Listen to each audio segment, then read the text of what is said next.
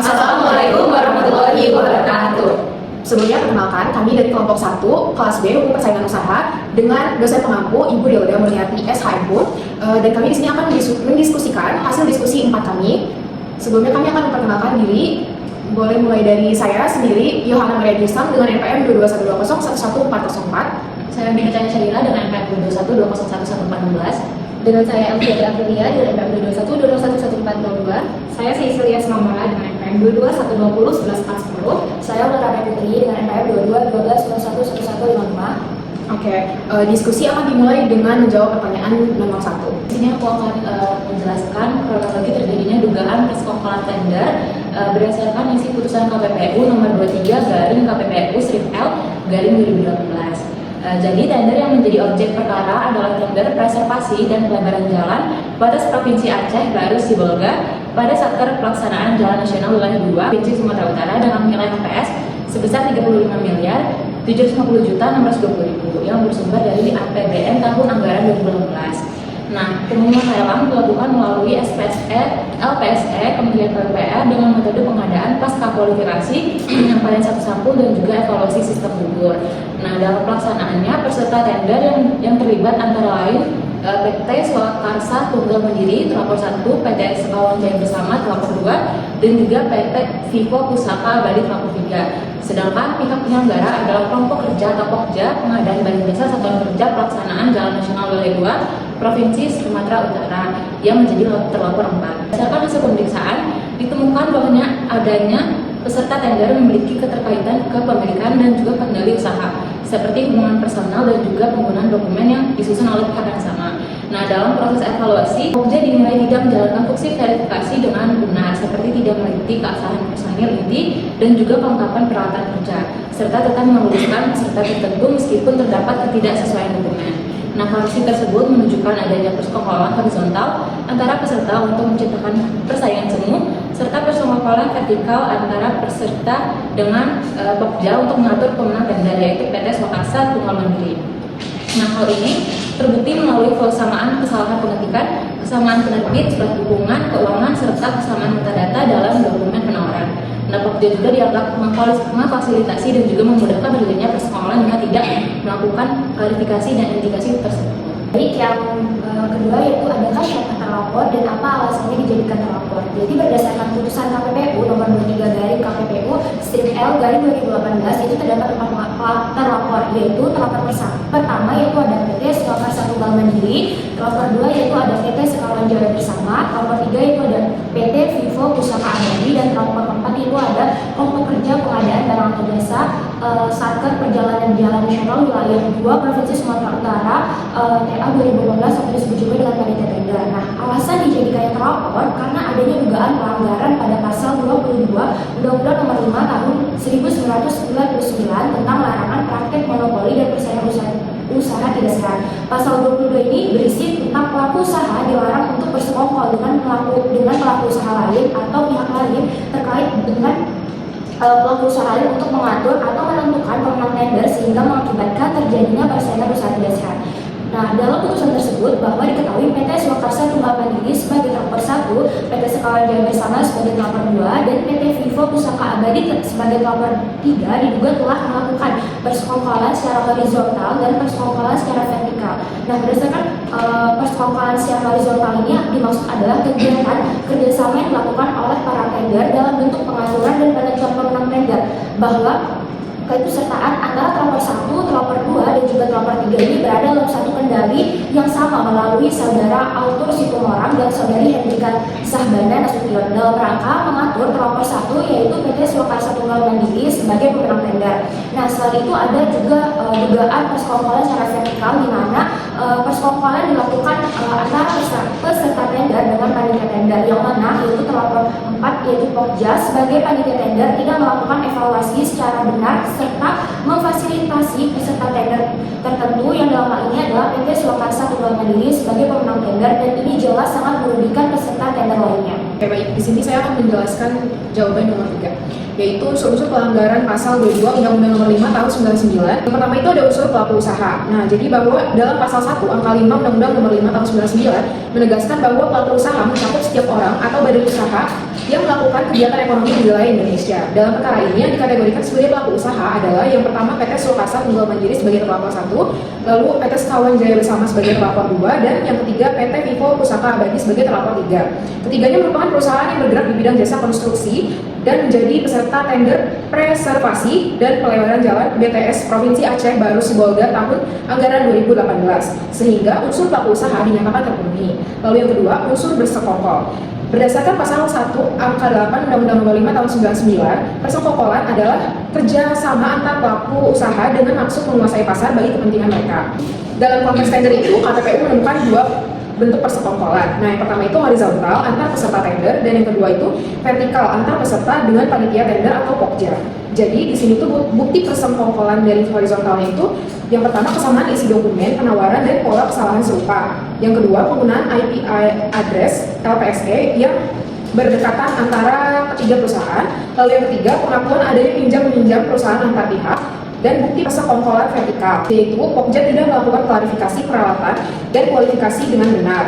Lalu yang kedua, Pokja membiarkan kekurangan dokumen PT Swakarsa Tunggal Mandiri padahal seharusnya digugurkan. Lalu yang ketiga, Pokja tidak mengevaluasi kelengkapan administrasi dan kebenaran surat pernyataan peserta, sehingga unsur bersekongkol dinyatakan terpenuhi. Lalu yang ketiga, unsur pelaku usaha lain dan atau pihak yang terkait dengan pelaku usaha lain. KPPU di sini mengutip putusan Mahkamah Konstitusi yang memperluas makna pihak lain menjadi termasuk pihak yang terkait dengan pelaku usaha lain. Nah, dalam perkara ini, pihak yang dimaksud adalah Pokja Pengadaan Barang atau Jasa Sarker, Pelaksanaan Jalan Nasional Wilayah 2, Provinsi Sumatera Utara.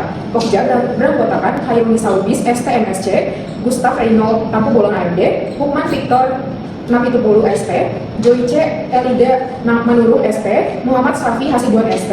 Dalam putusan ini dinilai bahwa Pokja termasuk pihak yang terkait dalam pelaku usaha lain karena mereka membantu memfasilitasi tindakan persekongkolan dengan tidak menjalankan fungsi evaluasi secara objektif. Nah, dengan demikian unsur ini terpenuhi.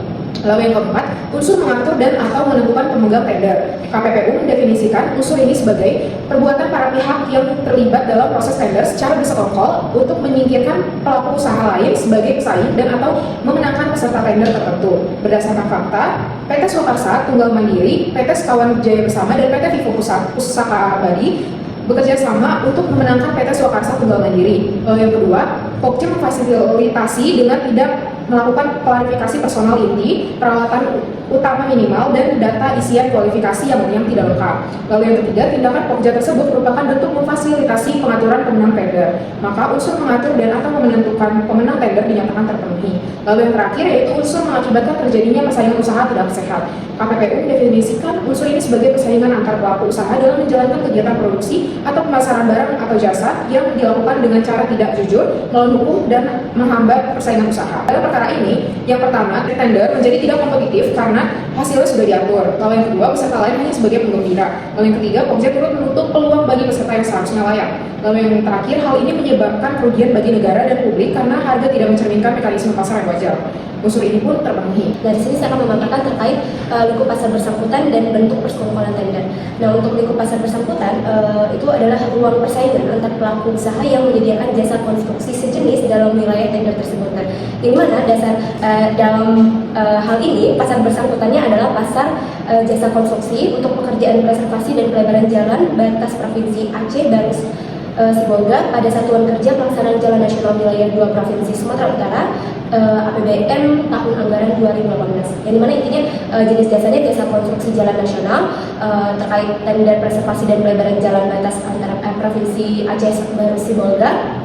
Terus wilayah geografisnya itu wilayah Sumatera Utara, khususnya proyek di bawah Satuan Kerja Pelaksanaan Jalan Nasional Wilayah 2. Lalu terkait persaingannya yaitu tender yang bersumber dari APBN tahun anggaran 2018. Nah, terkait bentuk persekongkolan tender kan seperti yang kita tahu ya, kalau persekongkolan persekongkolan itu ada di bentuk horizontal dan vertikal. Nah, untuk yang horizontal itu sendiri terjadi antara sesama peserta tender, yaitu terlapor 1 yaitu PT Swakarsa Tunggal Mandiri, terlapor 2 yaitu PT Sekawan Jaya Bersama, dan terlapor 3 yaitu PT Vivo Pusaka Abadi. Di mana bentuk persekongkolan horizontalnya itu meliputi pengaturan peserta tender dalam satu kendali, adanya kerjasama dalam penyusunan dokumen penawaran, di mana hal itu ada di dalam putusan tersebut berkaitan dengan bukti dan lain-lain. yang dimana dapat kita simpulkan bahwa keikutsertaan PT Swakarsa Tunggal Mandiri, PT Sekawan Jaya Bersama, dan PT Vivo Pusaka Abadi pada tender berada dalam satu kendali melalui Arthur Situmorang dan Henrika Sahbana Nasution, sehingga memudahkan dalam melakukan persekongkolan untuk mengatur dan menentukan pemenang tender tersebut. Terus dapat disebutkan juga adanya kesamaan format, tanggal surat permohonan, nomor surat keterangan dukungan keuangan yang berurutan, dan kesamaan orang yang mengurus serta mengambil surat keterangan dukungan keuangan PT Swakarsa Tunggal Mandiri dan PT Sekawan Jaya Bersama adalah bentuk persekongkolan yang dilakukan dalam rangka mengatur dan menentukan pemenang tender. Nah, terkait bentuk persekongkolan vertikal, itu tuh berkaitan dengan Pokja melakukan evaluasi yang menguntungkan PT Swakarsa Tunggal Mandiri, di mana dia tidak melakukan evaluasi pembuktian kualifikasi dengan benar, seperti yang sudah disampaikan oleh Yohana sebelumnya terkait personal inti, yang dimana bahwa tindakan Pokja tidak mengevaluasi personal inti secara benar saat pembuktian kualifikasi adalah bentuk persekongkolan dengan sengaja yang dilakukan dalam rangka memfasilitasi peserta tertentu untuk mengatur dan atau menentukan pemenang tender. Lalu tidak melakukan klarifikasi terkait peralatan utama minimal, yang dimana bahwa dalam kita dapat simpulkan bahwa tindakan Pokja dengan tidak melakukan klarifikasi peralatan umum sesuai dengan prosedur, padahal seharusnya dia melakukan hal tersebut gitu. Nah, juga tidak melakukan klarifikasi terkait kelengkapan data isian kualifikasi. Jadi dalam hal ini terpenuhi unsur persekongkolan secara horizontal dan vertikal tersebut. Selanjutnya kita bakal bahas tentang sanksi pelanggaran dan kenapa sih sanksi tersebut dijatuhkan kepada para pelapor. Nah, seperti yang sudah kita ketahui tadi kan Gubernur sudah menjelaskan bahwa baik itu terlapor 1, terlapor 2, terlapor 3 dan terlapor 4 itu kan sama-sama dinyatakan secara sah dan meyakinkan melanggar ketentuan pasal 22 Undang-Undang Nomor 5 Tahun 1999. Nah, karena itu Majelis Komisi ini menjatuhkan sanksi administratif kepada para terlapor berupa penjatuhan denda dengan rincian. Kalau untuk terlapor 1 itu yaitu PT Swakarsa Tunggal Mandiri, dia dijatuhi denda sebesar 1.260.000.000 rupiah. Nah, sedangkan kalau untuk terlapor 2 yaitu PT Sekawan Jaya Bersama, dia itu dijatuhkan denda sebesar 1 miliar rupiah. Nah, untuk terlapor 3 yaitu PT Vivo Pusaka Abadi itu dijatuhkan juga denda sebesar 1 miliar. Nah, dalam memutuskan besaran denda yang diterima oleh masing-masing terlapor ini, Majelis Komisi ini tuh menempuh 2 langkah nih teman-teman. Langkah pertamanya itu yaitu Majelis Komisi itu menentukan besaran nilai dasar dari denda yang akan dikenakan ke masing-masing terlapor. Dan langkah yang kedua itu yaitu menyesuaikan besaran nilai dasar yang sudah ada dengan menambahkan dan atau mengurangi besaran nilai tersebut sesuai dengan di pasal 47 Undang-Undang Nomor 5 Tahun 1999 itu kan menjadi pedoman majelis dalam memberikan sanksi administratif kepada para terlapor atau pelaku usaha yang terbukti melanggar ketentuan Undang-Undang Nomor 5 Tahun 1999. Nah, dalam hal ini di dalam pasal 47 Undang-Undang Nomor 5 Tahun 1999 disebutkan bahwa minimalnya sanksi denda yang dijatuhkan kepada para pelaku usaha itu adalah 1 miliar rupiah. Nah, kalau dalam kasus ini kan tadi kita udah bilang kan kalau terlapor 1 ini tuh dia dijatuhi denda lebih besar 260 juta dibanding terlapor 2 dan terlapor 3. Nah, itu karena terlapor 1 itu tuh ternyata merupakan pihak yang menggagas dari persekongkolan, serta terlapor 1-nya itu tuh ternyata sebelum adanya laporan persekongkolan tender ini, dia itu sudah pernah dinyatakan terbukti secara sah dan meyakinkan melakukan persekongkolan lain dalam kasus lain. Nah, itulah yang jadi hal yang memberatkan si terlapor 1 itu, makanya dia mendapatkan denda yang lebih besar. Nah, selain itu jumlah pengenaan denda yang diterima oleh terlapor 1 itu tuh merupakan hasil akumulasi dari nilai dasar denda sebesar 10% dari harga pemenang tender, serta dikurangi dari pajak PPh badan sebesar 15%, serta ditambahi lagi 50% dari penghasilan setelah dipotong PPh badan. Itu kalau misalnya penambah 50% dari penghasilan setelah dipotong PPh itu adalah karena dia menjadi penggagas persekongkolan. Makanya jadilah jumlah dendanya itu 1,260 M untuk terlapor 1. Nah, sedangkan untuk terlapor 2 dan terlapor 3 itu masing-masing dijatuhi denda minimum nih sesuai dengan ketentuan pasal 47 ayat 2 huruf G Undang-Undang Nomor 5 Tahun 1999. Nah, karena pada dasarnya perannya si terlapor 2 dan terlapor 3 itu dia hanya sebatas pihak yang melakukan persekongkolan, tapi dia bukan mastermind-nya seperti terlapor 1. Maka dari itulah dia dijatuhi denda minimum yaitu sebesar 1 miliar rupiah. Nah, selain itu pertimbangan dari mahkamah juga Majelis Komisi juga dia berpendapat bahwa selama proses persidangan dan juga penyidikan segala macamnya dalam kasus ini terlapor 2 dan terlapor 3 itu kooperatif dalam menjalankannya, dan juga dia tidak pernah melakukan dan belum pernah dinyatakan bersalah dalam melakukan pelanggaran ya dalam Undang-Undang Nomor 5. Makanya itu jadi salah satu hal yang istilahnya bisa meringankan mereka lah, seperti itu teman-teman. Oke, sekian presentasi hasil diskusi 4 kami. Kurang lebihnya kami mohon maaf. Terima kasih. Wassalamualaikum warahmatullahi wabarakatuh.